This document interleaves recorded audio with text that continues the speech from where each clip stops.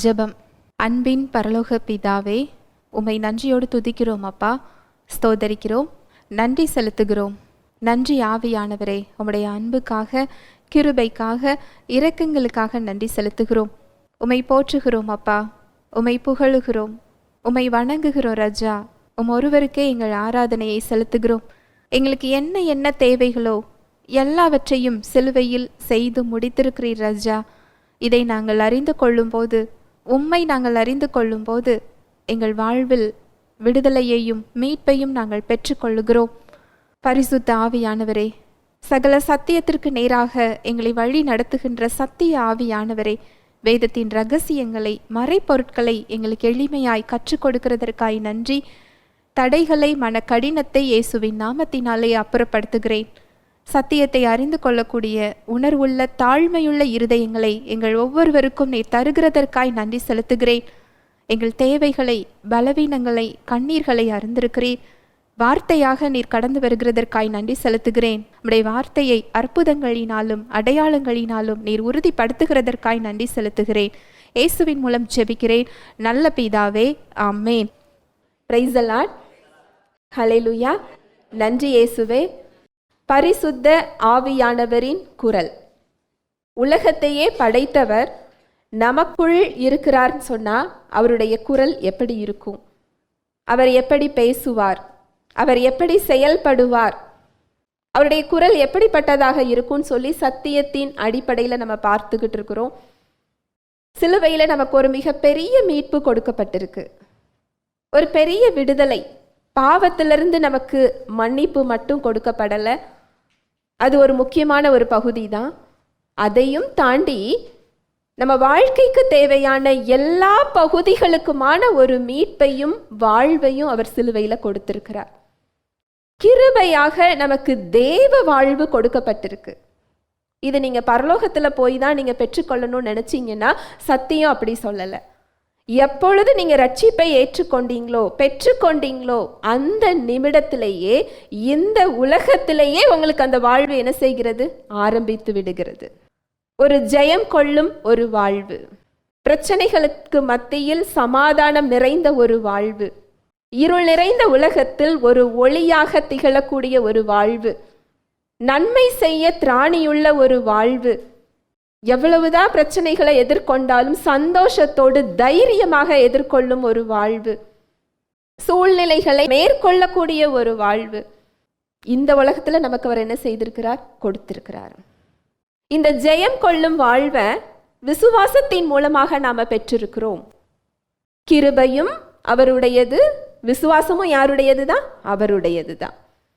எப்படி இந்த ரட்சிப்பை இலவசமாக நம்ம விசுவாசத்தின் மூலம் பெற்று கொண்டோமோ, இந்த ஜெயம் கொள்ளும் வாழ்வுக்குள்ளேயும் நம்ம விசுவாசத்துக்குள்ளதான் என்ன செய்யணும்? பெற முடியும். இந்த விசுவாசம் என்பது நம்பிக்கை அல்லங்கிறத பார்த்தோம். இந்த விசுவாசம் என்பது உணர்ச்சி அல்ல. இந்த விசுவாசத்தோடு அவிசுவாசமும் என்ன செய்ய முடியும்? சேர்ந்து இருக்க முடியும். இந்த விசுவாசத்தை குறித்து நம்ம பார்த்துக்கிட்டு இருக்கிறோம். இன்னைக்கு நம்ம பார்க்க போறது, விசுவாசத்தினால் நீதிமான் என்ன செய்வானா? வாழ்வான். பிழைப்பான் இல்ல, விசுவாசத்தினால் நீதிமான் வாழ்வான்.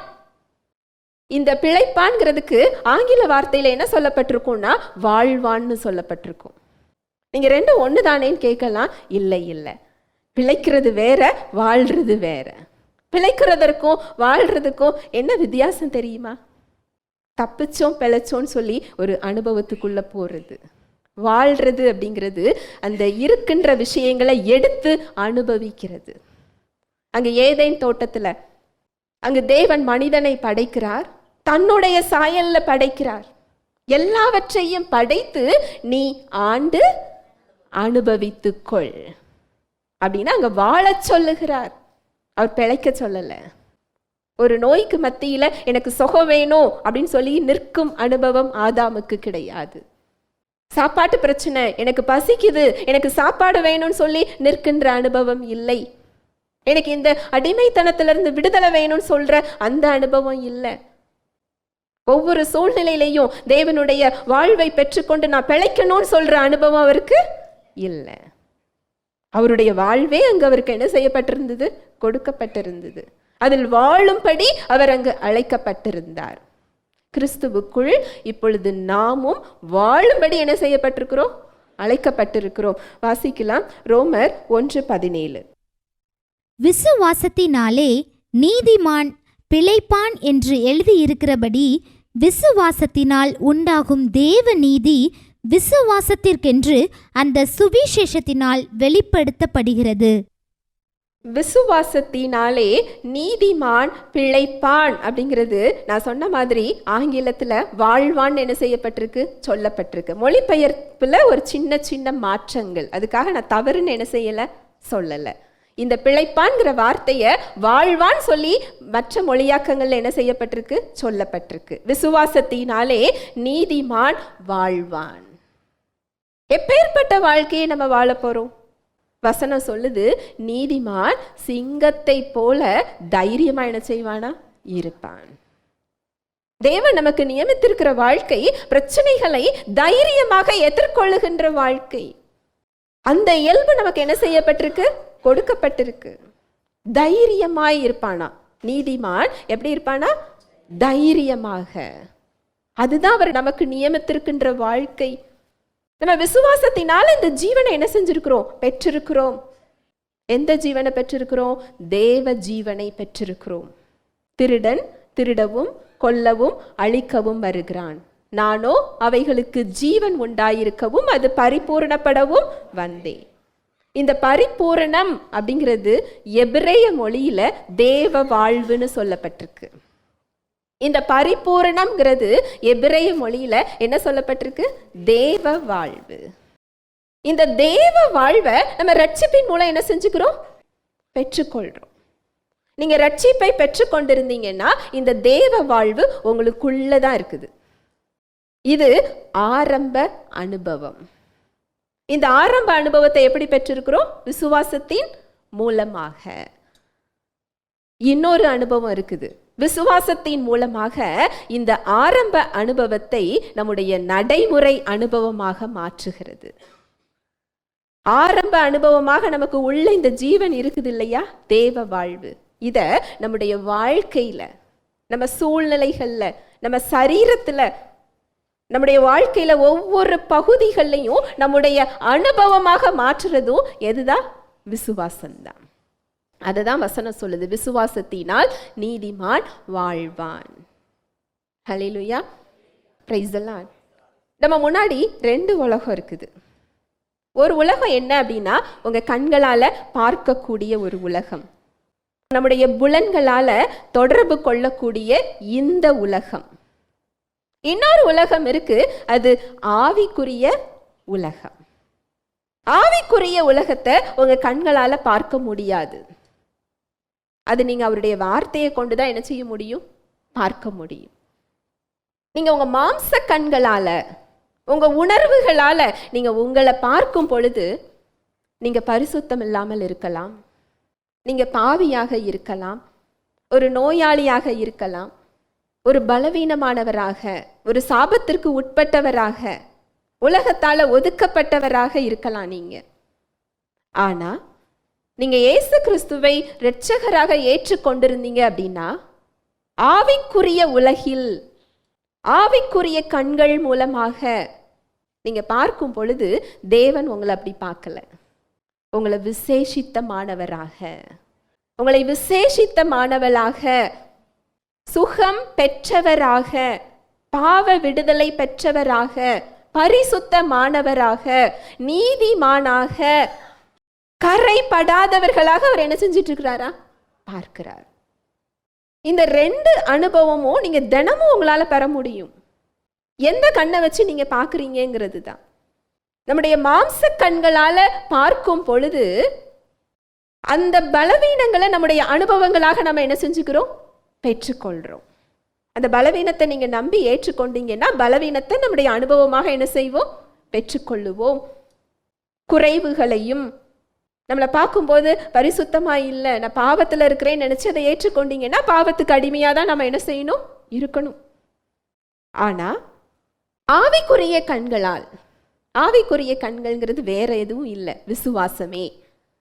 எப்படி உங்க சரீரத்துல உள்ள கண்கள் மூலம் இந்த உலகத்தை நீங்க பாக்குறீங்களோ, ஆவிக்குரிய உலகை பார்ப்பதற்கு விசுவாச கண்கள் நமக்கு என்ன செய்யப்பட்டிருக்கு?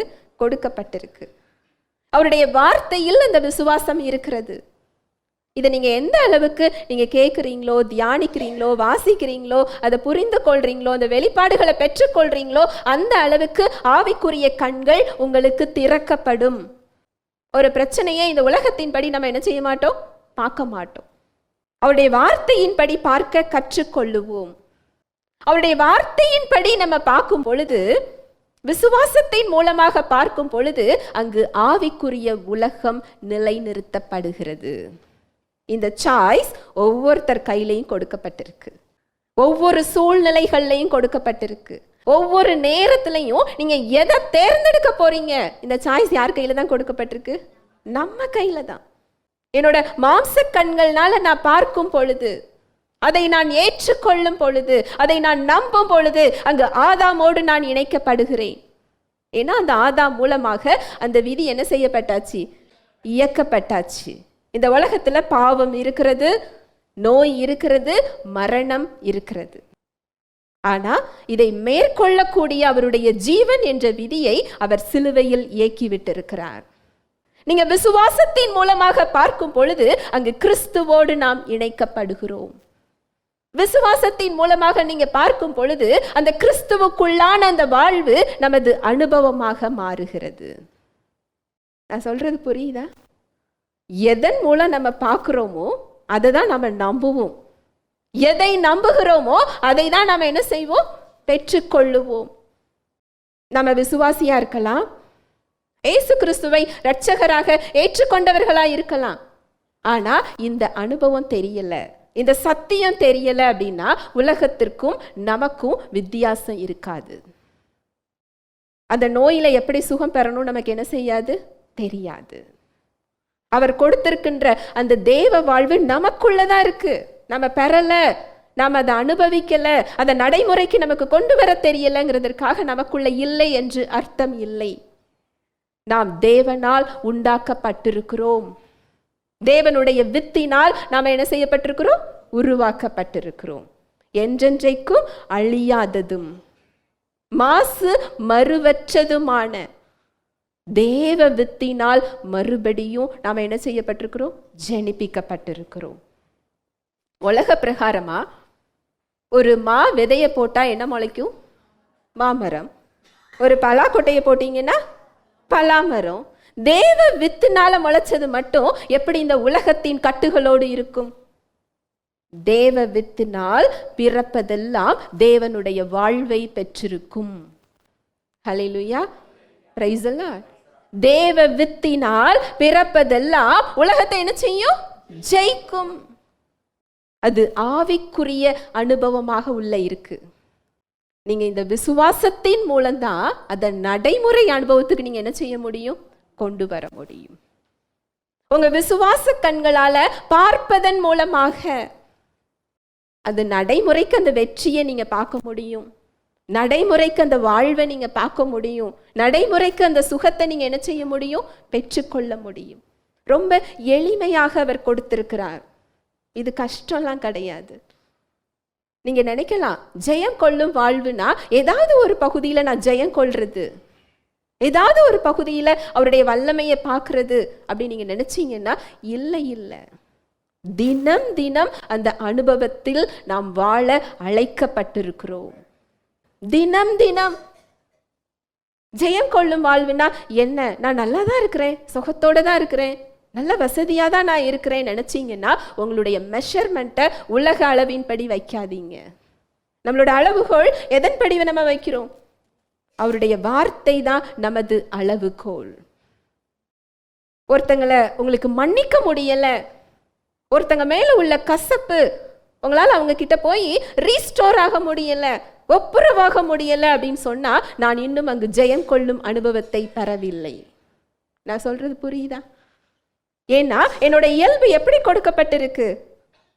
பிதாவே இவர்களுக்கு இதை மன்னியும், தாங்கள் செய்கிறது இன்னதென்று அறியாதிருக்கிறார்களே. தன்னை சிலுவையில் அறைந்தவர்களையும் மன்னித்த இயல்பு நமக்கு என்ன செய்யப்பட்டிருக்கு?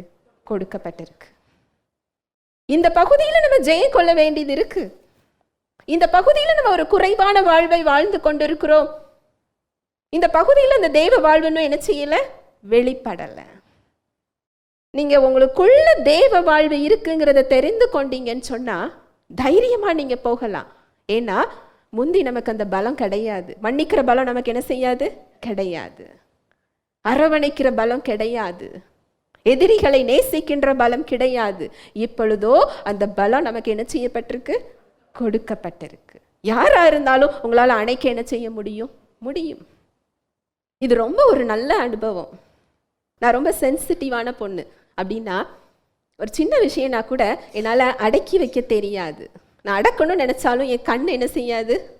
அடக்காது. கண்ணீர் என்ன செய்ய ஆரம்பிச்சிரும்? வந்துடும். என் முகத்தில் கண்ணாடி போல தெரிஞ்சிரும். ஒன்று பிடிக்கல அப்படின்னா என் முகத்தில் என்ன செஞ்சிரும்? தெரிஞ்சிரும். அது ஒரு குறைவான வாழ்வு தான். இந்த அனுபவத்தில் நீங்கள் நிறைய பேர் இருக்கலாம். ஆனால் இதை தெரிந்து கொள்ளும் பொழுது, இந்த சத்தியத்தை அறிந்து கொள்ளும் பொழுது, யாரை தீங்கு நினைச்சா என்ன, யாரு அநியாயம் செஞ்சா என்ன, என்னால போய் அவங்கள என்ன செய்ய முடியுது? அரவணைக்க முடிகிறது, நேசிக்க முடிகிறது, வாழ்த்த முடிகிறது, ஆசிர்வதிக்க முடிகிறது. இதுதான் ஜெயம் கொள்ளும் வாழ்வு. ஹல்லேலூயா, பிரைஸ் தி லார்ட்.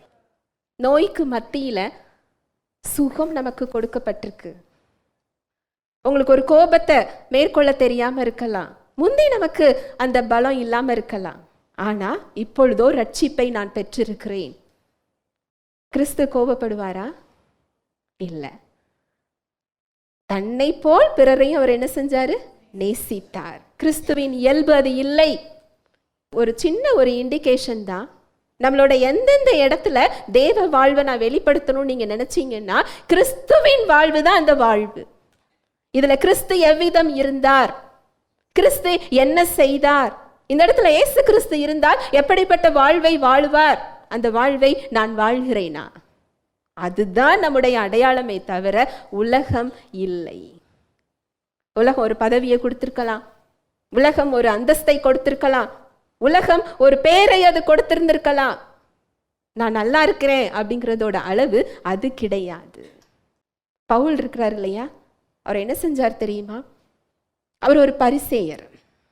அந்த காலத்திலேயே சிறந்ததாக இருக்கின்ற பைபிள் காலேஜில் பைபிள் படித்தவர், கிரேக்க மொழியை கற்று தேர்ந்தவர்.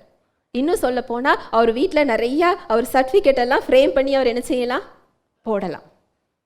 ஒரு வசதி மிகுந்தவர், யூத மார்க்கத்தில் ஒரு நல்ல பதவியில் இருந்தவர்.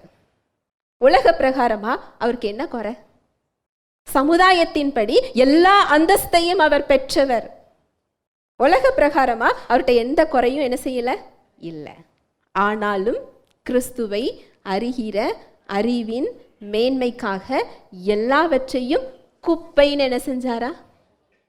ஒதுக்குனாரா? புதிய ஏற்பாடுல 75% மேல அவர் மூலமாக கொடுக்கப்பட்ட வெளிப்பாடுகள். இந்த உலகம் பார்க்கிற விதமா தேவன் பார்ப்பது இல்லை. யோசேப்பு எல்லாவற்றையும் இழந்தவராக அங்க சந்தையில போய் நிற்கிறார். ராஜாவுக்கு அடுத்தபடியான ஒரு மந்திரி தன்னோட அதிகார பலத்தோடு பண பலத்தோடு அந்த மார்க்கெட்ல அவர் முன்னாடி போய் நிற்கிறார். வசனம் என்ன சொல்லுது தெரியுமா? கர்த்தர் யோசேப்போட இருந்தார், யோசேப்பு காரிய சித்தி உள்ளவரானார். இந்த காரிய சித்தி உள்ளவரானார் அப்படிங்கிறதுக்கு ஆங்கிலத்தில் எப்படி போட்டிருக்கும்னா, யோசேப்பு ஒரு வெற்றியுள்ள மனிதராக அந்த இடத்துல என்ன செஞ்சாரா? நின்றார். கையில் அவர்கிட்ட எந்த சர்டிஃபிகேட்டும் கிடையாது, எந்த ரெக்கமெண்டேஷனும் கிடையாது, எந்த ஆழ்பலமும் கிடையாது, அதிகார பலமும் கிடையாது. ஆனால் அது அத்தனையும் உள்ள ஒருவர் அவர் முன்னாடி நின்றுகிட்டு இருக்கிறாரு. 2 பேர்ல தேவன் யாரை வெற்றியுள்ளவராக பார்க்கிறார்? யோசேப்பு. மனிதன் பார்க்கின்ற விதமாக தேவன் பார்ப்பது இல்லை. இந்த உலகத்தோடு சேர்ந்த ஒரு வாழ்வை நம்முடைய அளவுகோலாக நாம நிர்ணயித்து வச்சிருக்கிறோம். அதோடு நீங்க திருப்தி படாதீங்க. நம்மளுடைய அளவுகோல் எது? அவருடைய வார்த்தை. அவர் வார்த்தை என்ன சொல்லுதோ அந்த இடத்துக்கு நான் போகலைன்னா குறைவுள்ள வாழ்வு தான் என்ன செஞ்சுக்கிட்டு இருக்கிறேன்? வாழ்ந்து கொண்டிருக்கிறேன். தேவனால் பிறப்பதெல்லாம் உலகத்தை ஜெயிக்கும். பிள்ளைகளே, நீங்கள் தேவனால் உண்டாயிருந்து உலகத்தை ஜெயித்தீர்கள். அந்த ஜெயிக்கின்ற அனுபவத்துக்கு வரலன்னா நான் இன்னும் குறைவுள்ள வாழ்வு தான் என்ன செஞ்சுக்கிட்டு இருக்கிறேன், வாழ்ந்து கொண்டிருக்கிறேன். அது எந்த பகுதியா இருந்தாலும் சரி. உங்களுக்கு ஒரு பாவத்தை விட முடியலையா, அந்த இடத்துல குறைவுள்ள வாழ்வு தான் என்ன செஞ்சிருக்கிறோம், வாழ்ந்து கொண்டிருக்கிறோம். நீங்க ரட்சிக்கப்பட்டிருக்கிறீங்க, ஒரு பாவத்துல விழுந்துட்டீங்கன்னா அவர் உங்களை விட்டு விலகி போகிற தேவன் இல்லை. அவர் உங்களை விட்டு விலகுவதும் இல்லை, உங்களை கைவிடுவதும் இல்லை. நம்ம பரிசுத்தத்தின் அடிப்படையில் அவர் நமக்குள்ள வந்து அவர் இருக்கல. அவருடைய பரிசுத்தத்தையே கொடுத்து அவர் நமக்குள்ள என்ன செஞ்சுக்கிட்டு இருக்கிறார். நீங்க மனம் திரும்பி அவர்கிட்ட போகும் பொழுது அந்த இரத்தம் நம்மை சுத்திகரிப்பதற்காக அது நமக்குள் காத்து கொண்டிருக்கிறது.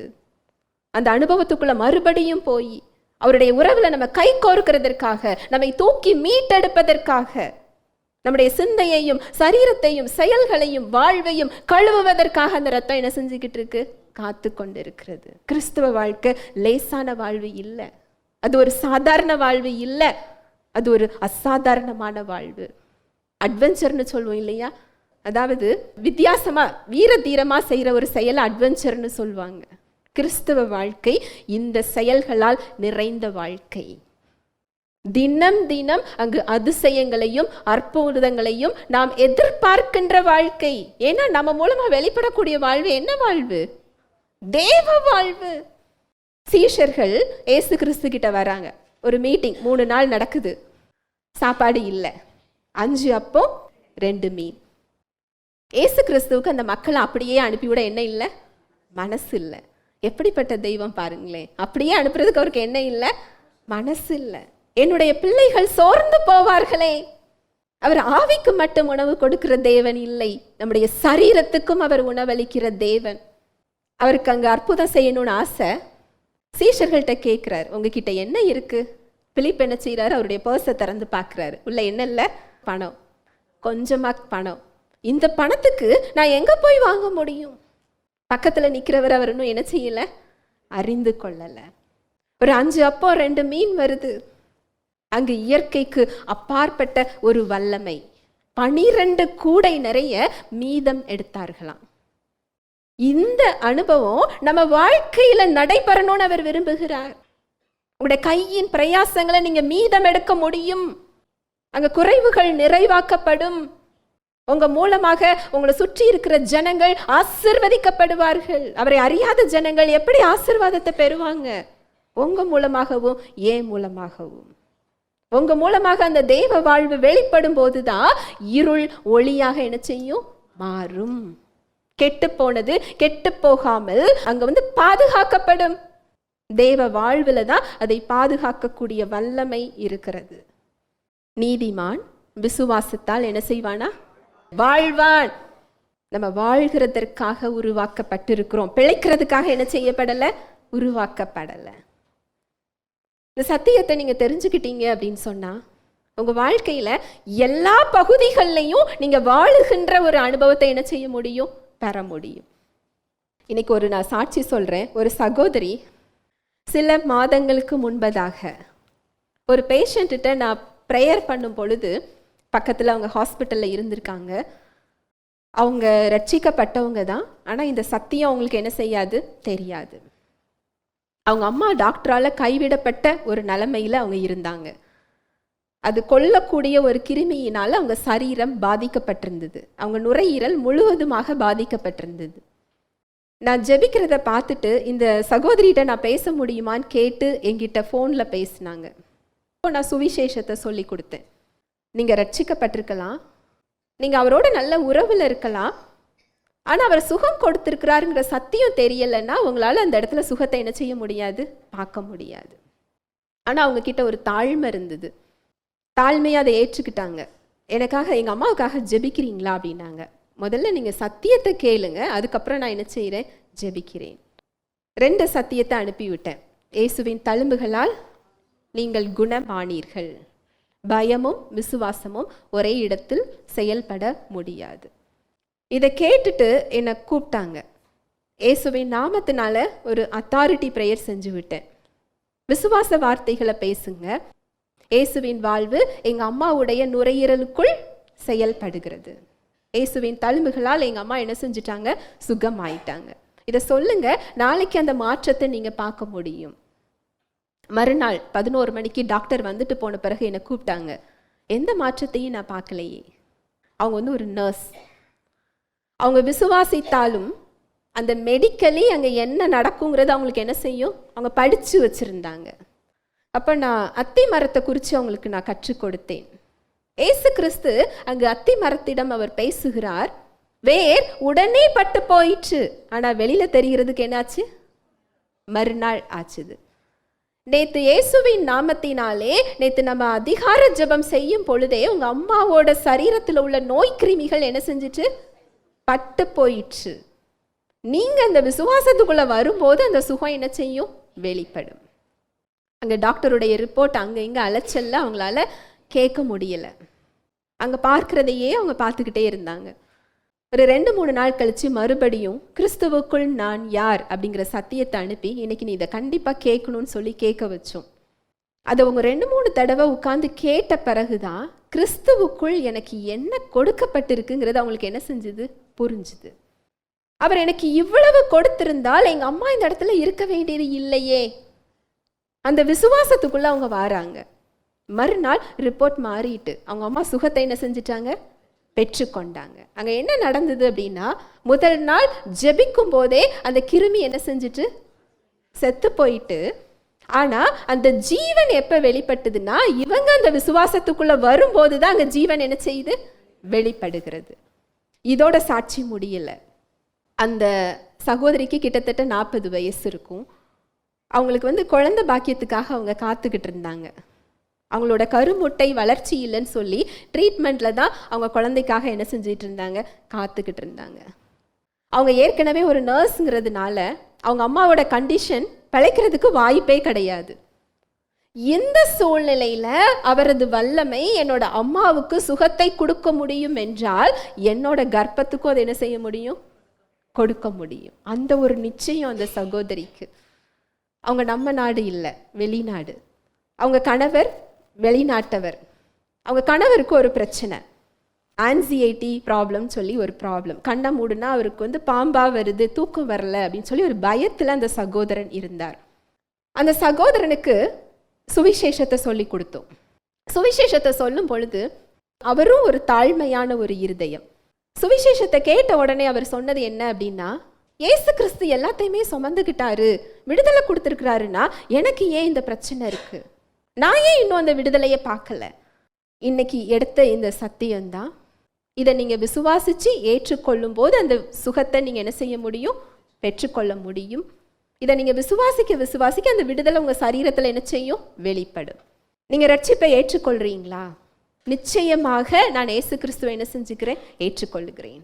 ரட்சிப்பை அன்றைக்கு அந்த சகோதரன் பெற்றுக்கொண்டார். பெற்றுக்கொண்ட உடனேயே படிப்படியாக அவரது சரீரத்தில் மாற்றம், அந்த பிரச்சனையிலேருந்து அவர் என்ன செஞ்சிட்டாரு? வெளியே வந்துட்டாரு. ஒரு நல்ல வேலையில் ப்ரமோஷன். 1 மாசத்துல அந்த சகோதரி குழந்தை பாக்கியத்தை என்ன செஞ்சுக்கிட்டாங்க? பெற்றுக்கொண்டாங்க. இது என்ன சொல்ல வரேன் அப்படின்னு சொன்னா, அந்த சகோதரி தெரிந்து கொண்டது சத்தியம். அவங்க ஒரு பிரச்சனைக்கு வர்றாங்க, சத்தியத்தை அவங்க தெரிந்து கொள்றாங்க. வாழ்க்கையில எல்லா பகுதிகள்லையும் அந்த வாழ்வை அவங்க என்ன செய்யறாங்க? பார்க்குறாங்க. எப்பேற்பட்ட ஒரு லகுவான வாழ்க்கை கொடுக்கப்பட்டிருக்கு இல்லையா? எங்களோட மினிஸ்ட்ரியில் எங்கள் டீமில் இருக்கிற ஒரு சகோதரி உடல்நல பாதிக்கப்பட்டிருந்தாங்க. கணவரை விட்டு பிரிஞ்சிருந்தாங்க. அவங்க இந்த சத்தியத்தை அறிந்து கொள்ள இப்போ எங்கள் மினிஸ்ட்ரியில் எங்கள் கூட அவங்க இருக்கிறாங்க.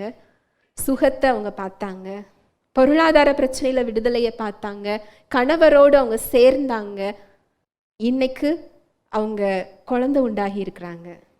பிரைஸ் எல்லாம். அதாவது ஒரு பகுதியில் தான் நம்ம பிரச்சனை நினைக்கிறோம். நீங்கள் சத்தியத்தை அறிந்து கொண்டால் எல்லா பகுதிகளையும் நீங்கள் விடுதலை என்ன செய்ய முடியும்? பெற்றுக்கொள்ள முடியும். அவங்க கிட்டத்தட்ட அவங்களுக்கு திருமணமாகி 10 வருடங்களுக்கு மேலாகுது. எப்பேற்பட்ட ஒரு வாழ்வு அவர் கொடுத்துருக்கிறாரு இல்லையா?